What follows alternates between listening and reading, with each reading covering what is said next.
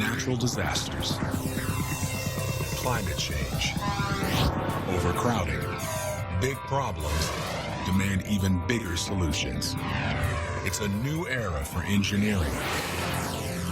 We can build our way out of anything.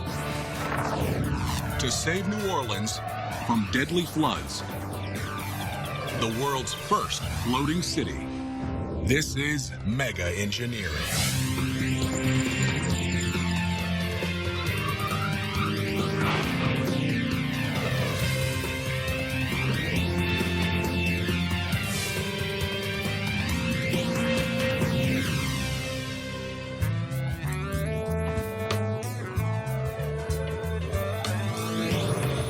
And it wouldn't be New Orleans if we didn't have a French Quarter. Here on New Bourbon Street, we've got one of the best ocean views in the city. Actually, it's all ocean views in this city.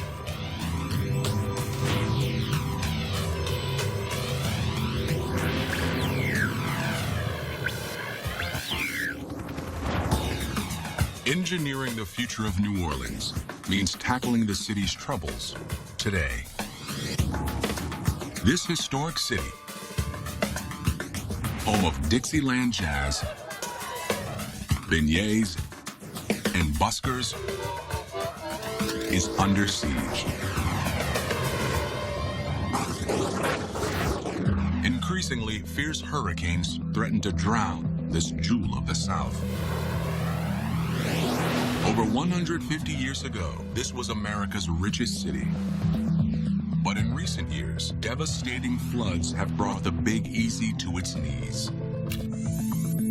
Situated at the bottom of a giant bowl-shaped geological depression, New Orleans is surrounded on all sides by water. Lake Pontchartrain to the north, Lake Borgne to the east, and the mighty Mississippi to the south. Global warming is increasing the number and ferocity of storms. Water levels have risen nearly a foot. And all the while, the city's weight is causing it to sink slowly into the wet Louisiana soil at the rate of an inch a year. When Hurricane Katrina hit the city in 2005, the storm surge submerged 80% of New Orleans.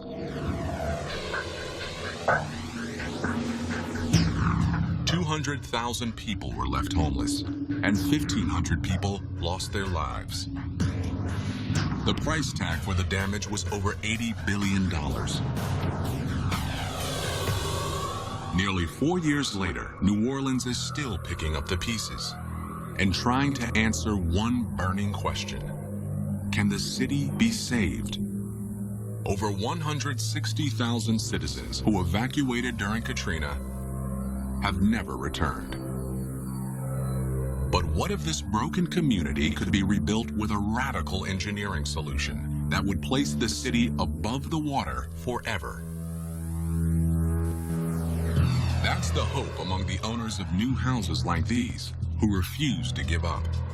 Located in the lower 9th Ward, the worst hit part of the city, each house stands higher than Katrina's 8-foot floodline. Collins Foots is a New Orleans native of 40 years who is determined not to let another hurricane shake him.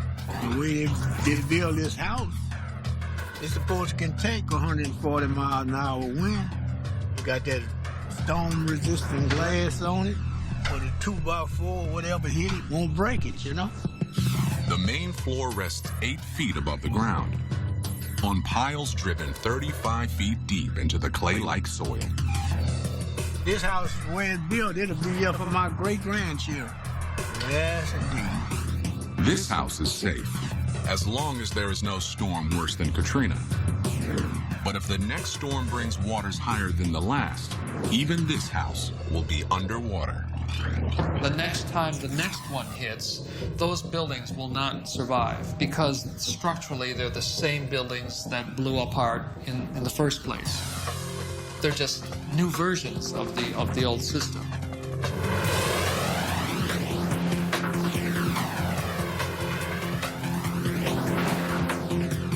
So rather than fight the inevitable, some engineers are proposing an audacious new plan.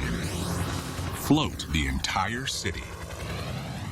By cutting the cord with land, homeowners will always remain high and dry. And there are financial advantages. Collins Foot's house requires costly support piles driven deep into Louisiana's wet clay soil, as well as expensive storm-resistant glass and wood. Neither would be required in a new New Orleans, floating offshore from the old city, rising and falling with the water, no longer drowning beneath it. So in a way, we're asking nature, can we borrow the water and try this experiment with the hope that the conclusion of the experiment will make our relationship with nature that much better globally? It's not as crazy as it sounds. Technology has recently caught up to the idea. Advances in material science, nautical design, and maritime construction make a floating city possible. Can you build it?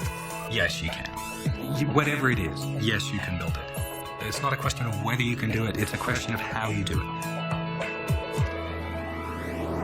For a floating New Orleans to succeed, it has to do one thing the old city couldn't. Survive a killer hurricane. To do that, designers will need to study Hurricane Katrina and the engineering failures that ensued. Until we learn the lessons from nature, we will continue to have buildings and environments that are devastated by natural disasters. And New Orleans is a perfect example of that.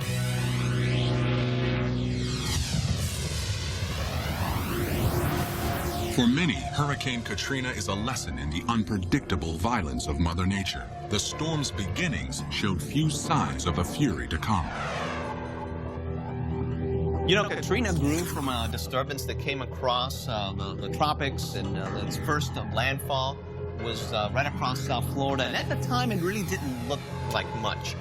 The winds were barely at a Category 1 system. But as Katrina blew past Florida, the storm suddenly took a turn for the worse. It entered into an area of the Gulf of Mexico, the hottest water throughout the tropics. So here was an incredible energy source for this system to absorb. And it did. And it grew. And it grew into a major system. As the hurricane bore down on New Orleans, an evacuation call was made.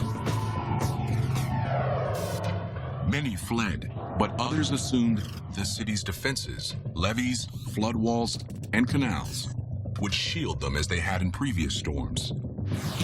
But this time was different.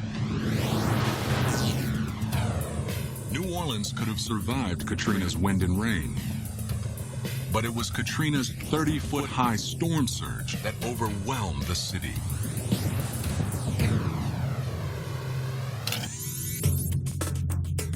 As Hurricane Katrina made landfall on the morning of August 29, 2005, excess water from nearby Lake Bourne surged into the industrial canal that borders the lower Ninth, quickly overtopping the flood walls.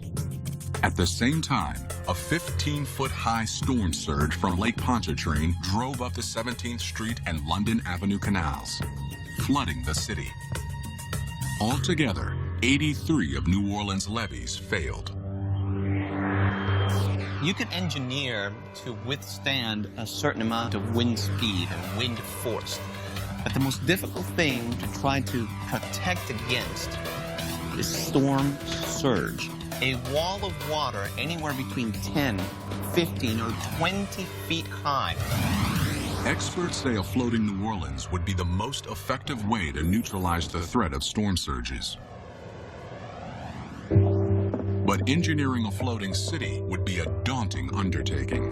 The first critical problem is making the city float.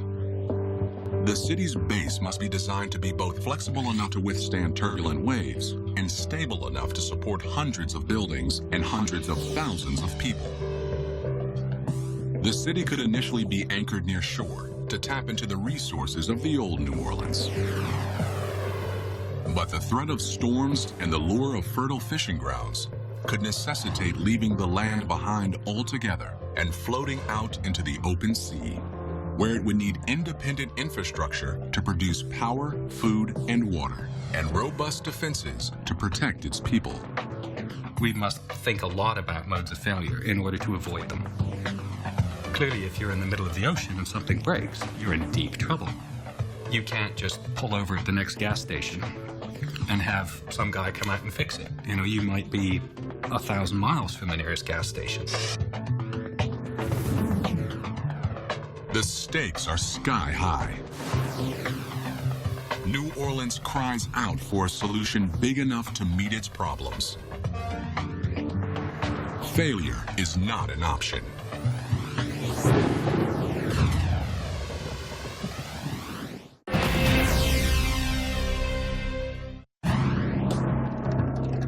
What's the logical starting point in engineering the world's first floating city? Cargo ships. The biggest vessels roving the world's oceans today. The cargo ship fleet hauls more than 2 billion tons of cargo a year. These ships are capable of shouldering more weight than any other waterborne vessel. And they've got a lot to teach the engineers of a floating New Orleans.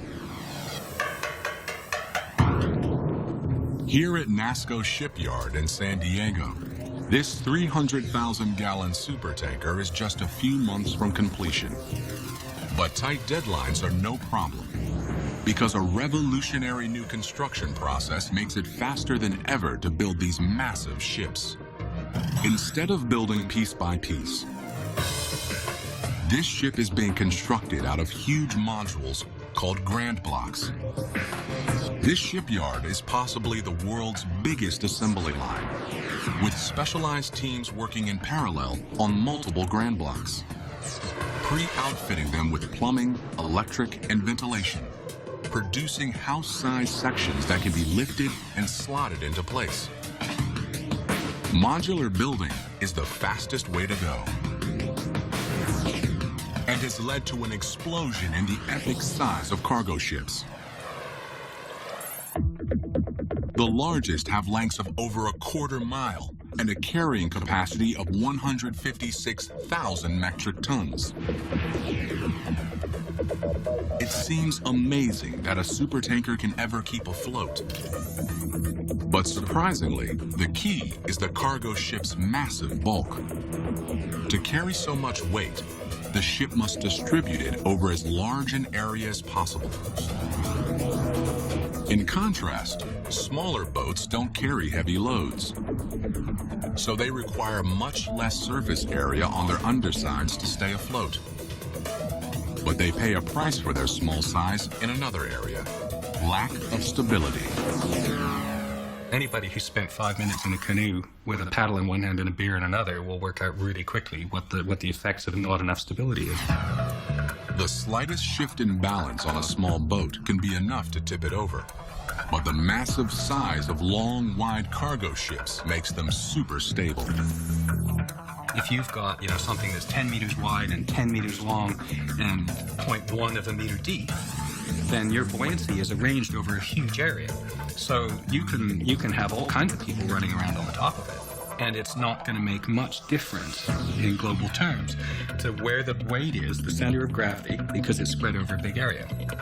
That's key for a floating New Orleans, where the regular traffic of residents and constant new construction in the growing city would dramatically shift weight loads topside. If you have a long, wide structure, you can move your center of gravity around a lot without compromising the stability of your structure. The city's platform could be built from grand block-sized chunks, then assembled into a single massive structure. At NASCO, it's this intricate choreography of assembly that's the real art in the process. That's because grand blocks don't have a standard size and shape. In effect, each block is a uniquely shaped puzzle piece. Putting them all together takes dozens of shipbuilders. And these two 300-ton cranes. Around the shipyard, they're known as the sumos. Hank Howe is the man who tells them what to do. My name is Hank Howe, and I'm the superintendent of rigging here at National Steel and Shipbuilding. Once the block is in position above the ship, it's ready to be lowered into place. And as you can see, there's an awful lot of tight clearances and tolerances. And the number one thing we want to do is get it down safely and not cause any damage. Hank and his team work with the crane operator 17 stories above them, nudging the 280-ton engine back and forth by millimeters, finessing it into place. Finally, Hank gives the word, and the engine settles onto its mount.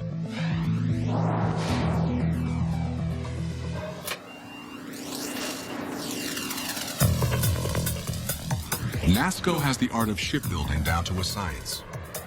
They produce more big ships every year than any other shipyard in the U.S., and a floating New Orleans could easily adopt their modular construction method. But while cargo ships would inform the platform design of the city, there would have to be significant differences. Building a ship large enough to support an entire city would require too much steel. Its hull would extend 300 feet underwater, and the city ship would be bigger than the 3 largest shipyards in the world combined.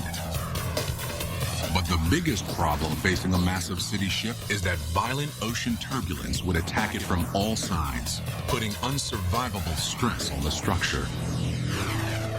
Wave action in the ocean is not a simple matter of water coming up and down. It's moving, it's actually rotating. Waves will be coming in quite often from different directions at the same time. So what we have to do is assume worst case. So if the vessel's being supported on its extreme ends, that's one thing. But what if it's being supported on its extreme ends and it's being twisted at the same time? Teetering on its ends would put extreme stress on the middle of the ship. A wave that struck at the wrong moment and the wrong location could cause a total structural failure to a city built like a cargo ship. Structurally, it's not a very good solution to your problem. It might be a beautiful solution in terms of buoyancy and in terms of stability, but structurally you're asking for trouble. So modeling the city on a cargo ship isn't the answer. For a floating city to succeed, engineers must build it both big enough to remain stable, but flexible enough to survive the roll of chaotic Gulf waves. Even the slightest miscalculation could lead to disaster.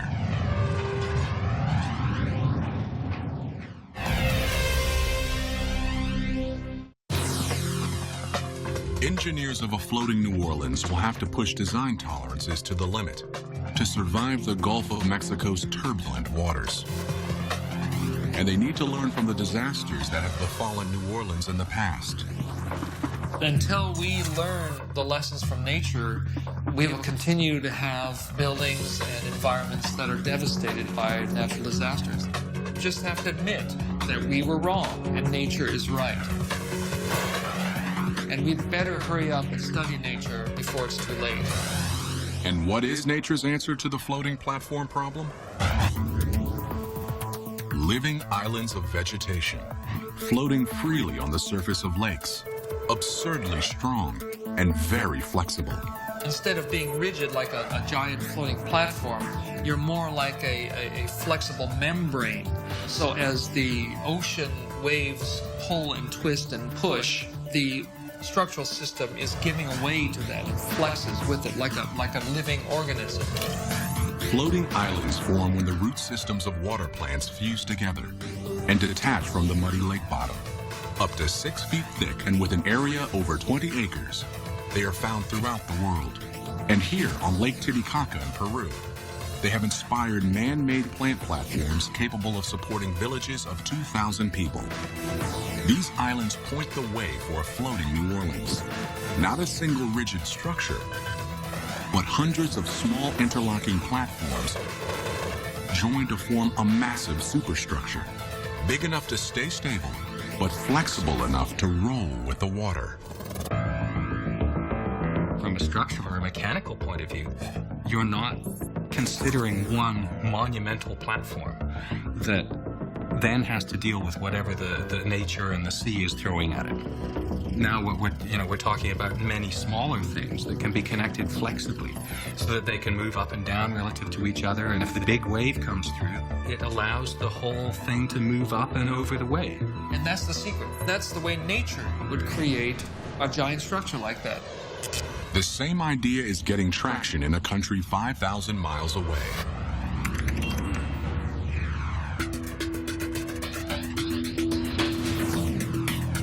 Like New Orleans, the Netherlands has battled the sea for centuries. It lies below sea level and is protected by dikes, high flood walls similar to levees. But sea levels are rising, creating what the Dutch call new water. Expanding lakes on Amsterdam's edges that strangle growth and threaten to put the city underwater. This has led to a radical new solution. An increasing number of families are choosing not to avoid the water, but to move on top of it into houseboats.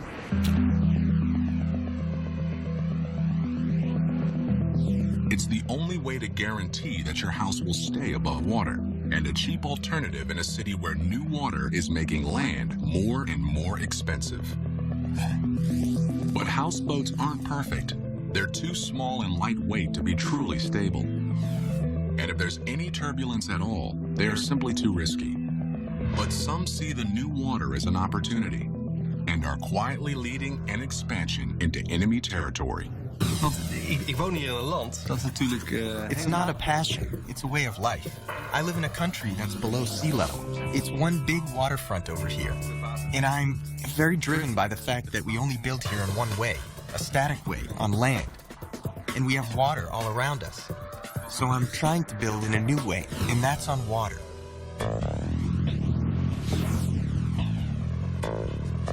This is Cohn's shot across the bow at the floating city revolution.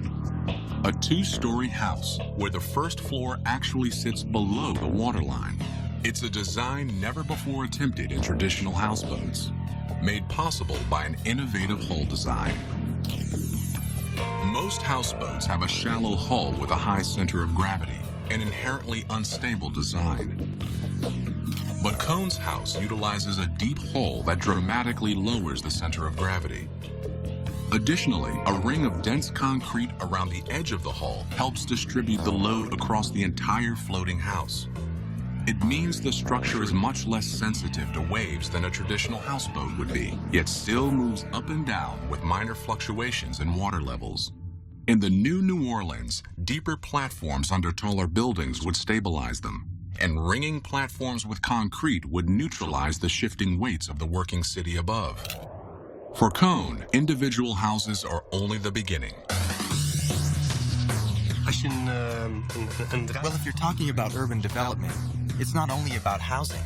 There's so many types of buildings you need to create a complete city, like hotels, churches. We don't only design these houses, but we try to design a complete toolbox of solutions that can be used to make a city on water. Cohn is making his grand plans a reality in a new floating suburb currently under construction. Rolf Peters is Cohn's chief engineer.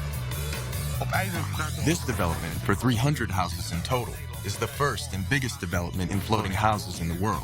So in this case, we have a lot of engineers and utility managers to have the best quality of floating houses. So we'll be ready for the future to have even bigger developments possible.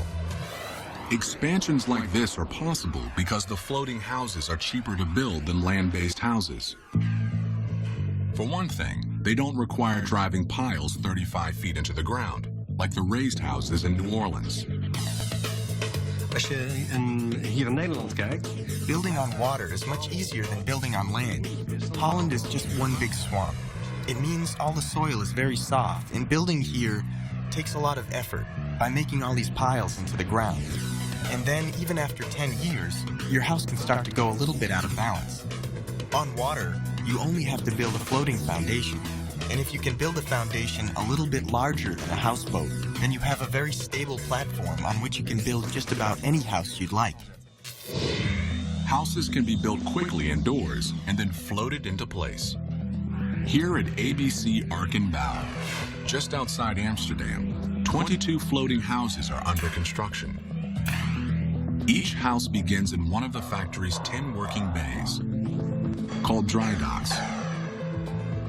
As the underwater concrete hull is finished, construction begins on the house above, essentially fusing house and platform, making them strong and inseparable. Once finished, the house is floated out of the factory and into place. At 4 months a house, within 5 years, all 300 houses in Amsterdam will be finished, and the efficiencies of this production model would be even more pronounced in New Orleans.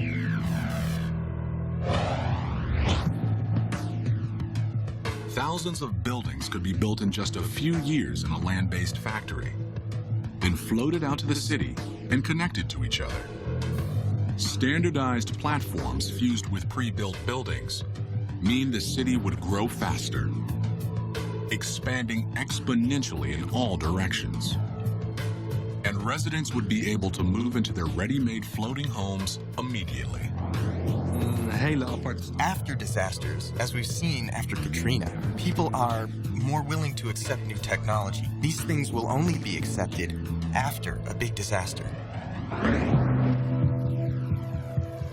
A floating New Orleans just offshore is within reach, but engineers want to go further and cut the cord from land entirely.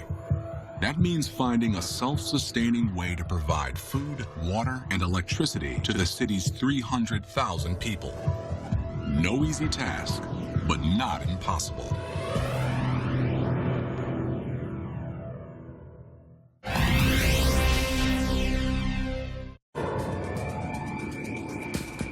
Building an entirely new offshore city of New Orleans would take a few years. For starters, it would take a fleet of industrial-strength tugboats a whole year just to assemble the 10 square miles of floating platforms.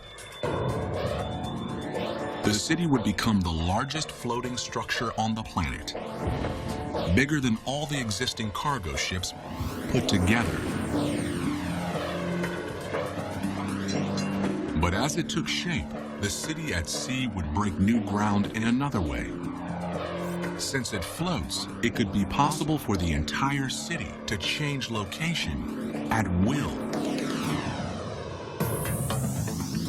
But while a mobile New Orleans presents new opportunities, it also presents sustainability challenges. Near land, New Orleans would be able to tap into the utility grid of the old city.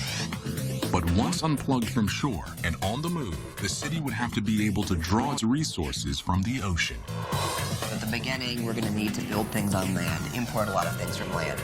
As the economies grow, as the cities get bigger and bigger, they can be more and more self-sufficient, more and more self-developing. The seeds of a truly self-sufficient floating city exist today on cruise ships. They have the job of keeping passengers cool, fed, and hydrated 24 hours a day in the middle of the ocean for a week at a time. The key to surviving comfortably in the middle of the ocean is power. Power drives every system on a cruise ship, from water supply to waste disposal. These diesel engines are the ship's power plant. They drive electrical generators that produce 11,500 kilowatts apiece each day. The power is split between two separate systems. 2/3 go to the ship's propulsion system, called azipods, and the rest is used to power all the other systems on the ship. New Orleans could produce and distribute energy the same way.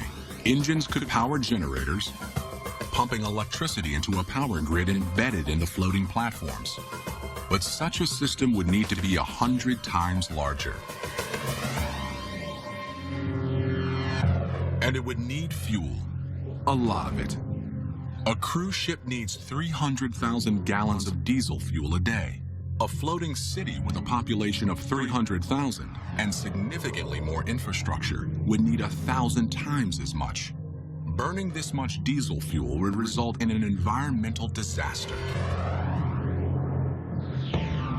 Instead, the new New Orleans could power its generators with alternative fuels. Wind turbines have the same energy output as a ship's diesel engines.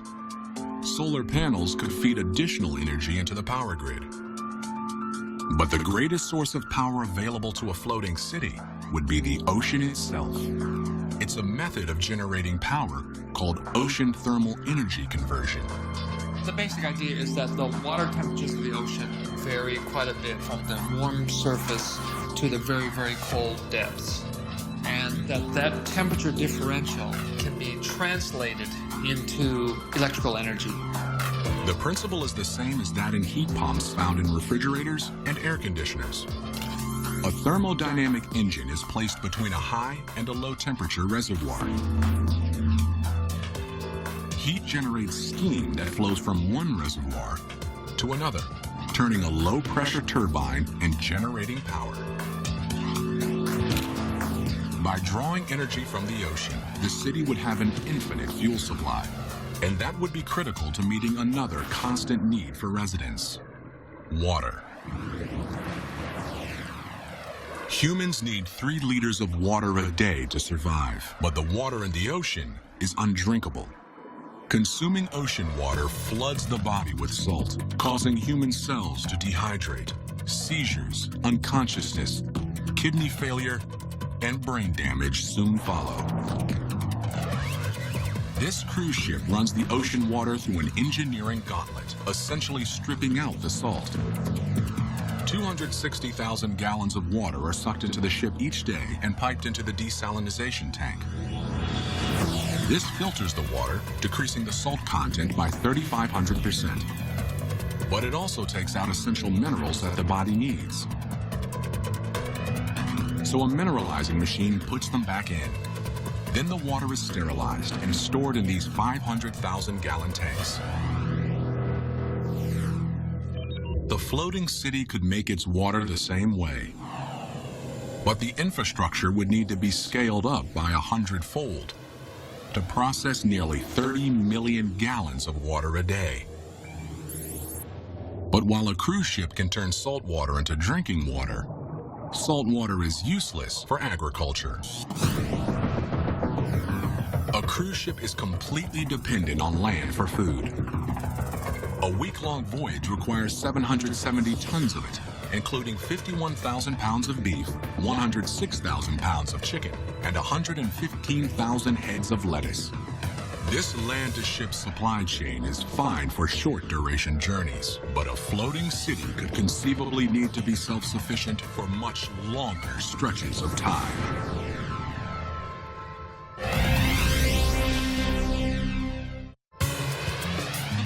Unshackled from shore, the floating New Orleans would be free to mine a great new resource: the ocean itself. Fruits and vegetables genetically altered to thrive in salt water could be grown in rooftop gardens. New Orleans' fishing and shrimping community would flourish again in open waters far offshore. A mobile New Orleans could follow fish southward through the Gulf. As the city moved away from shore, it would still need a means of resupplying essential goods. But the Gulf of Mexico is volatile, especially during the stormy summer months. And in emergencies, relying on supplies from slow-moving ships isn't ideal. If there's a weather situation that prevents supply ships from bringing in reinforcements or food and things like that, that can be a very difficult time for people on the water. The city would need a lifeline in tough times. And these could be the engineering answer New Orleans is looking for. They're called unmanned surface vessels, or USVs for short. An armada of highly adaptive remote-controlled boats, currently under development here at NAVSEA Warfare in Newport, Rhode Island. Today, for the first time, the Navy is taking control of their newest piece of equipment. They're testing the boat's maneuverability in the icy waters off Newport. Temperatures have fallen below zero. But that's no problem for these remote-controlled boats. The USV is impervious to weather and ocean conditions that humans could never survive. 11 knots.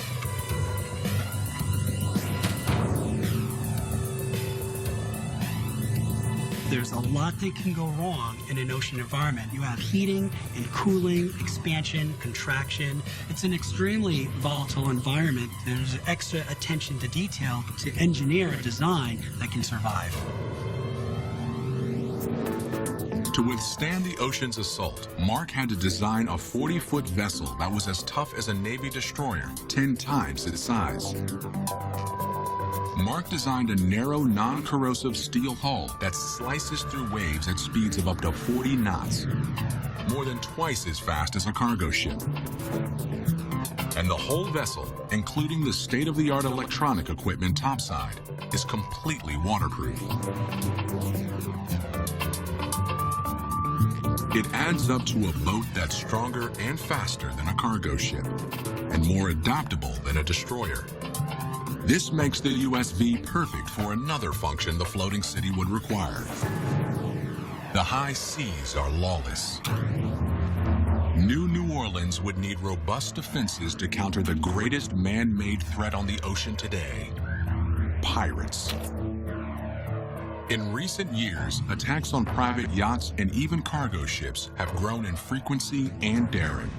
In 2008 alone, over 150 attacks against ships netted thieves an estimated $180 million in booty. A floating New Orleans would be an all-too-attractive target. As a first layer of defense, unmanned surface vessels would be the floating city's guard dog. In a floating city concept, the unmanned surface vehicle offers the ability to put humans out of harm's way and provide a capability to know where the threat is and execute against that threat. The USV's array of radar, night vision cameras, and microphones would surveil the water's surface, sending information back to operators in the city. The USVs could repulse threats safely, miles away from the city. Today's threats that are emerging are faster, stronger, quicker, and these unmanned surface vehicles are geared to respond rapidly to those threats. But New Orleans won't have conquered all its demons until it passes a final test.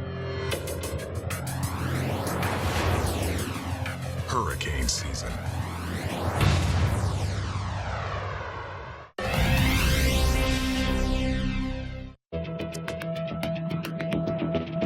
If New Orleans became a floating city, killer storms would test the ingenuity of its engineers and the faith of its residents, early and often.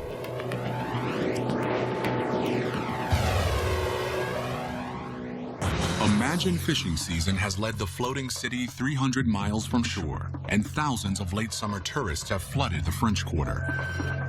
2,000 miles away, a tropical depression is forming off the coast of South America. It's assigned a name: Lolita. Hurricane season has finally begun.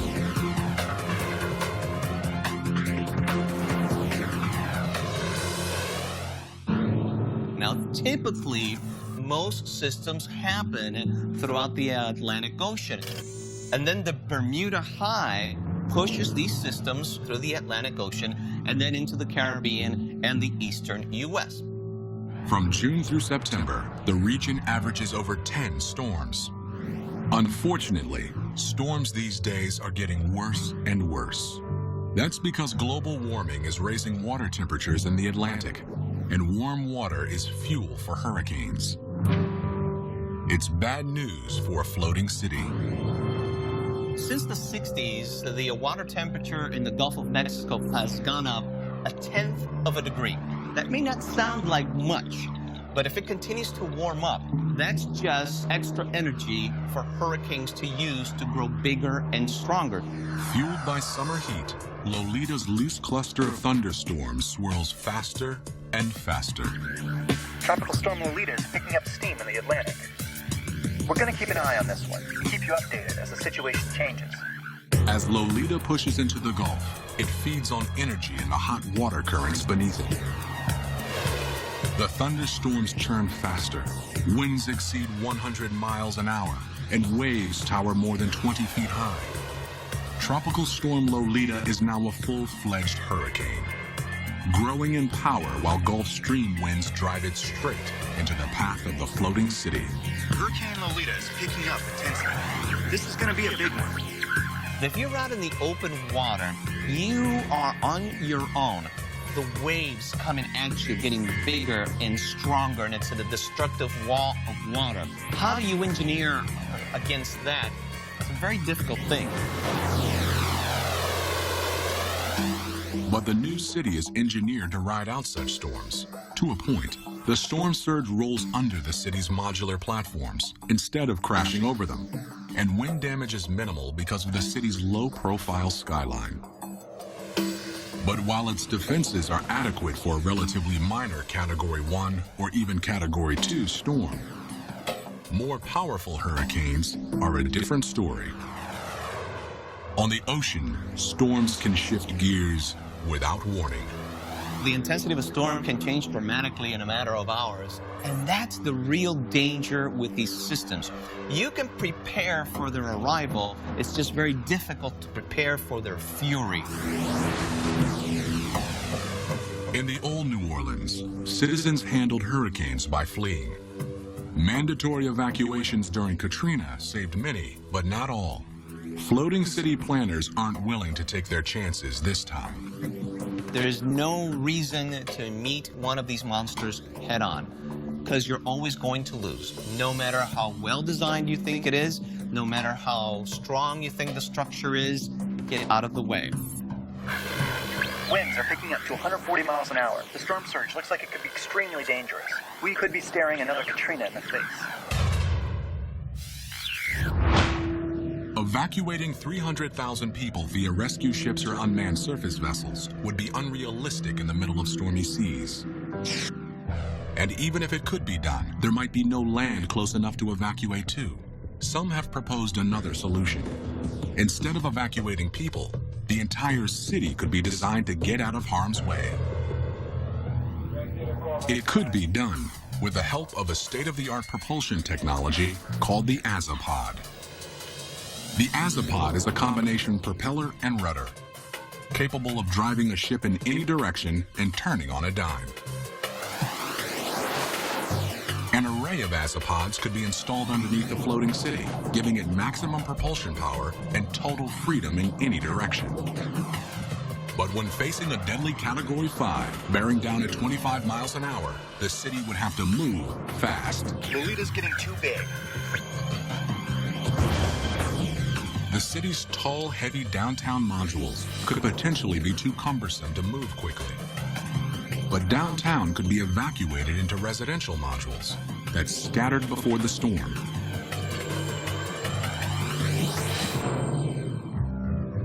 And could regroup miles away in calm waters.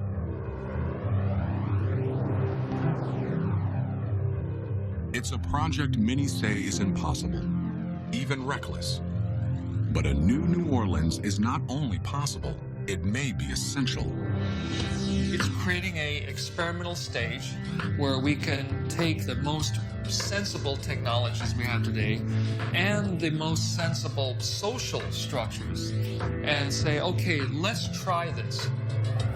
A new New Orleans would be a beacon, drawing a scattered community back together and letting the proud city float above its troubles once and for all.